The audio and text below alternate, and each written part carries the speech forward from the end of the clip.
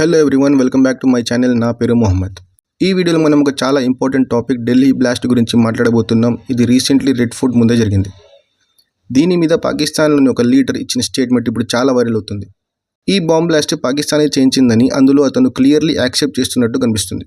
ఇక్కడ మీరు చూడొచ్చు, Pak politicians we will hit you message days after Red Fort blast. ఈ స్టేట్మెంట్ ఎవరు ఇచ్చారు? ఇక్కడున్న ఈ మనిషి పేరు చౌదరి అన్వరుల్ హక్. కానీ ఇతను ఎవరు? మీకు తెలుసు కదా, పాకిస్తాన్ ఆక్యుపై చేసిన POK. ఆ పాకిస్తాన్ ఆక్యుపైడ్ కశ్మీర్ రీజియన్లో ఒక పప్పెట్ PMని అక్కడ అపాయింట్ చేస్తారు. ఏదో ఒక ర్యాండమ్ వ్యక్తిని కొంతకాలం కోసం అక్కడ CM లేదా PMలా కూర్చోబెడతారు. అందులో చాలా కాలం పాటు ఈ అన్వరుల్ హక్ అనే వ్యక్తి POK యొక్క సోకాల్డ్ ప్రైమ్ మినిస్టర్గా ఉన్నాడు. ఇప్పుడు రీసెంట్లీ 17th నవంబర్ నాడు అతని టెన్యూర్ అయిపోయింది. అదే టైంలో ఈయన ఇచ్చిన స్టేట్మెంట్ సోషల్ మీడియాలో బాగా వైరల్ అయింది. ఆ వీడియోలో తను ఓపెన్గా అడ్మిట్ చేస్తున్నాడు, హమ్నే ఇండియాకు హిట్ కియా రెడ్ ఫోర్ట్ సే లేకర్ కశ్మీర్ కే జంగల్స్ తక్. మేము ఇండియాని హిట్ చేశాం రెడ్ ఫోర్ట్ నుంచి కశ్మీర్ జంగల్స్ వరకు అని. ఇక్కడ కశ్మీర్ జంగల్స్ అంటున్నది కొద్ది నెలల క్రితం కశ్మీర్ టూరిస్ట్ మీద జరిగిన అటాక్ గురించి. మనం ఈ స్టేట్మెంట్ని లైట్ తీసుకోలేము, ఎందుకంటే ఈ మనిషి సాధారణ వ్యక్తి కాదు.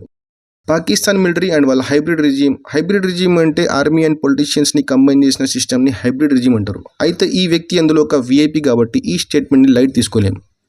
వీళ్ళు ర్యాండమ్గా ఎవరికి పపెట్ PMగా పవర్ ఇవ్వరు. ఎవరైతే వీళ్ళకి ఎక్స్ట్రీమ్లీ లాయల్గా ఉంటారో ఆ వ్యక్తినే పపెట్ PMగా అపాయింట్ చేస్తారు. ఈ వైరల్ వీడియోలో అన్వరుల్ హక్ ఏం చెప్తున్నాడో చూడండి. तो कजिया कश्मीर के हवाले से भी मालिक ने मेरे पे कर्म किया. जो स्टेटस को मुझे मिला मैंने उसमें कोई कमी नहीं आने दी. इतना जरूर किया कि नरेंद्र मोदी को भी ललकारा, उसकी पूरी हुकूमत को भी ललकारा, उसकी कीमत भी दी. बोल के ये बात कही कि ये फितना खारिज नहीं है, फितना हिंदुस्तान है.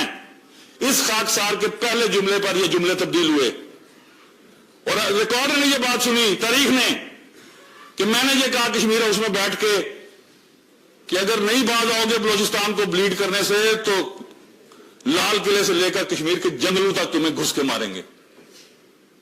और अल्लाह के फजलो करम से इस गुनाहगार के लफ्जों की अल्लाह पाक ने हुर्मत रखी. चंद दिनों बाद हमारी मुसल्लह फौज ने, हमारे शाहीनों ने अंदर घुस के मारा और ऐसा मारा आज तक त्यारों की गिनती पूरी नहीं हुई. उसके बाद दूसरे बॉर्डर पर शरारत शुरू की गई. 4000 जवानों की शहादतें और इतने 400 अफसरों की शहादतों के बाद अगर मुसल्लह फौज पाकिस्तान के किरदार के ऊपर कोई मनफी गुफ्तगू करेगा तो उसका जवाब इसी तरह लाजिम है जिस तरह फर्ज नमाज है. మోదీని కూడా ఛాలెంజ్ చేశాను, ఆయన ప్రభుత్వం మొత్తాన్ని ఛాలెంజ్ చేశాను అంటూ, మీరు పాకిస్తాన్ బ్లీడింగ్ ఆపకపోతే రెడ్ ఫోర్ట్ నుంచి కశ్మీర్ ఫారెస్ట్ వరకు లోనికొచ్చి మరీ మిమ్మల్ని చంపేస్తాం. కొన్ని రోజుల ముందు మా ముసల్లా ఫౌజ్ అంటే మా ఆర్మ్ ఫోర్సెస్ లోపలికి వెళ్ళి వాళ్ళని కొట్టారు. ఇవాల్టి వరకు కౌంట్ కూడా పూర్తి కాలేదు అని చెప్తుండు. తర్వాత బార్డర్ మీద ఇంకో ఆపరేషన్ కూడా స్టార్ట్ చేశామని చెప్తుండు. 4000 జవాన్లు, 400 ఆఫీసర్స్ షహాదత్ ఇచ్చారని క్లెయిమ్ చేస్తూ పాకిస్తాన్ మిలిటరీ మీద ఎవరైనా నెగిటివ్గా మాట్లాడితే వాళ్లకు సమాధానం తప్పదు అంటూ ఓపెన్ వార్నింగ్ ఇస్తుండు. ఒకవైపు ఈ చౌదరి లాంటి వాళ్ళు ఇలా ఓపెన్ ప్రొవొకేషన్ కామెంట్స్ ఇస్తుంటే, ఇంకోవైపు పాకిస్తాన్ డిఫెన్స్ మినిస్టర్ ఖ్వాజా ఆసిఫ్ మునీర్ ఇలా స్టేట్మెంట్ ఇచ్చాడు, Pakistan must stay alert, India can launch and all out war any time.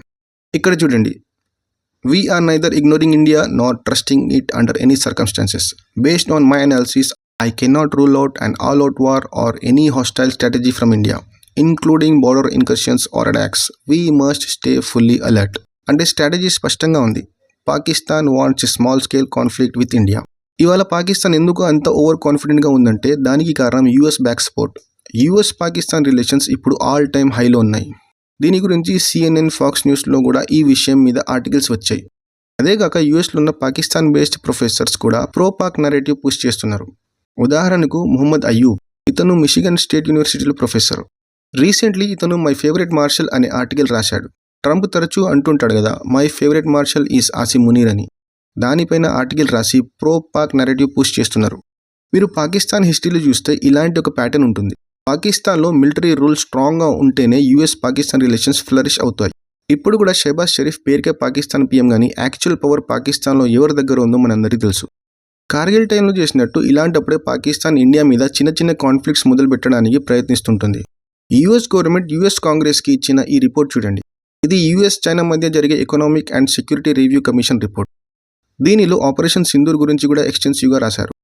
China అప్పట్లో రఫేల్ ఫైటర్ జెట్కి సంబంధించి fake images, AI generated pics, video game footages వాడి హ్యూజ్ స్కేల్లో చైనా మ్యాసివ్ డిస్ఇన్ఫర్మేషన్ క్యాంపెయిన్ నడిపిందని mention చేశారు.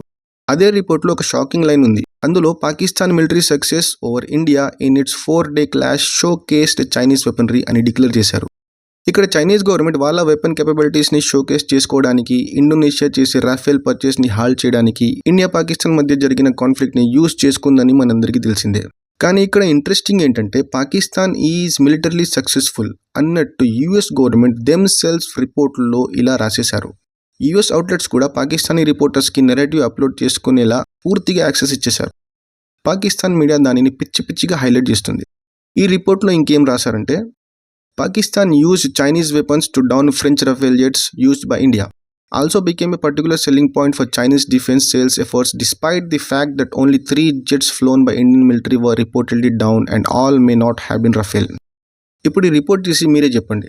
Trump గారు ప్రతిసారి 8 ఫైటర్ జెట్స్ని డౌన్ చేశారు అని పాకిస్తాన్ తరపు నుంచి స్టేట్మెంట్ ఇస్తుంటే యూఎస్ గవర్నమెంట్కి సంబంధించిన అఫీషియల్ రిపోర్ట్లోనే స్పష్టంగా 3 జెట్స్ డౌన్ అండ్ అది కూడా all may not have been Rafales అని క్లియర్గా మెన్షన్ చేసింది.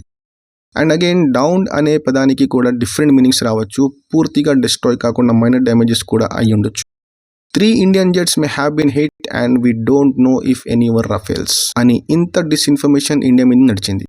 పాకిస్తాన్ మిలిటరీ ఏ ఫైటర్ జెట్స్ని హిట్ చేశారో కూడా వాళ్ళ దగ్గర కన్ఫర్మేషన్ లేదు. ఇప్పుడు మొత్తం పిక్చర్ ఏంటంటే పాకిస్తాన్ చాలా కాన్ఫిడెంట్గా ఉంది. ఎందుకంటే ఇప్పుడు ఎలాంటి కాన్ఫ్లిక్ట్ జరిగినా కూడా నెరేటివ్ను యూఎస్ మీడియా ప్లస్ పాకిస్తాన్ ప్రోపగండాతో కంట్రోల్ చేస్తామని వాళ్ళ నమ్మకం.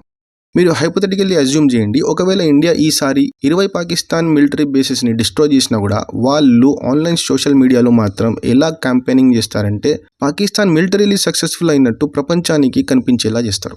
అందుకే మనం కూడా జియోపాలిటికల్ టైమింగ్ చూసుకొని ప్లాన్ చేయాలి. ఈ ప్రొవొకేషన్స్కి వెంటనే రియాక్ట్ అవ్వడం తప్పు కూడా కావచ్చు.